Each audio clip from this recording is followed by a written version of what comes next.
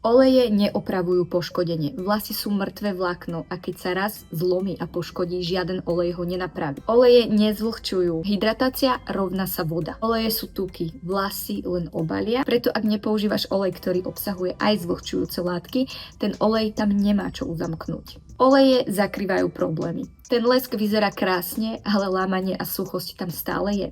Oleje sa hromadia. Ak používaš silikónový alebo nesprávny olej do pokožky hlavy, tak sa tam iba hromadí a upcháva folikuly.